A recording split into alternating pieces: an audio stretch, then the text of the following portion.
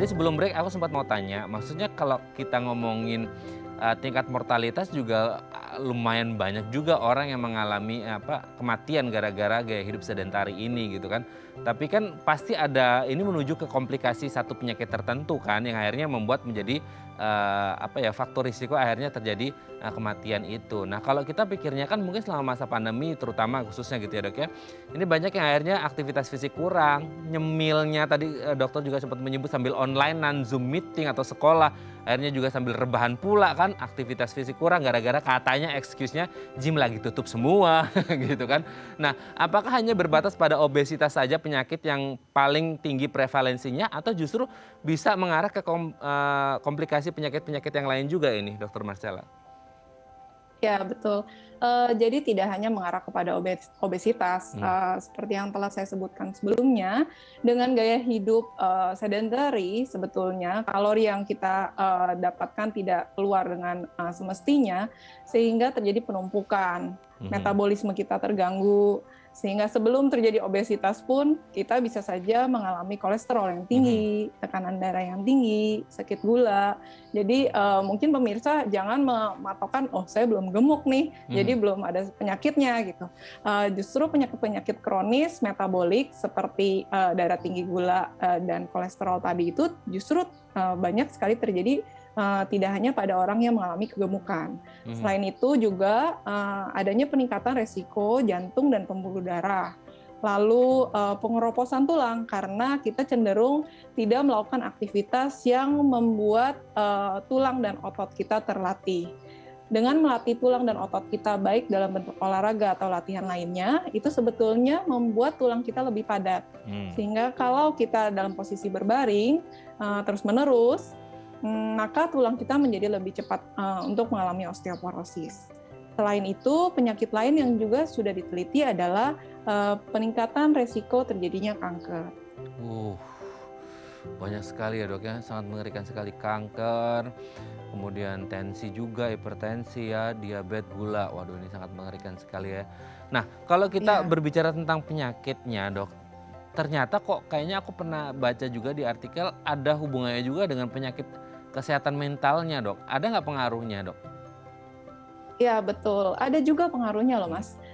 Jadi karena posisi kita banyak rebahan dan mungkin di segmen sebelumnya sudah sempat dibahas juga ya, dengan posisi demikian santainya padahal kita melakukan pekerjaan yang serius, itu mempengaruhi fokus kita, konsentrasi kita, mindfulness kita, sehingga kita cenderung tidak terlalu produktif, pikiran kita cenderung stuck biasanya.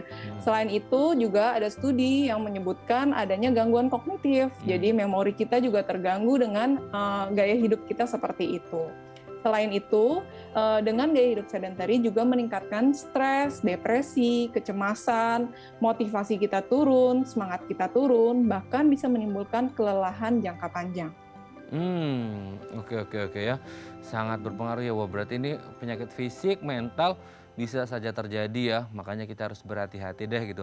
Tapi kalau konteksnya kita kembali lagi ke orang yang kerja nih, Dok. Ini kan khususnya tuh teman-teman kita yang kerja kantoran gitu ya. 8 jam sehari apalagi yang harus berhadapan dengan komputer atau laptop, seharian duduk. Ini gimana, Dok? Apa juga bisa menjadi salah satu hal yang disebut dengan gaya hidup sedentari juga? Kan ini nggak rebahan gitu atau gimana nih, Dok? Ya, betul. Bisa juga. Jadi karena memang sekarang istilahnya work from home, jadi kita banyak membahas itu ya. Sebetulnya gaya hidup sedentary itu juga dimaksudkan untuk pekerja-pekerja di kantoran, yang mana duduk harus di balik meja, diam dalam waktu beberapa jam ya, bahkan selama jam kerja mereka bisa sampai 8 atau kalau lembur bisa 10, 12 jam.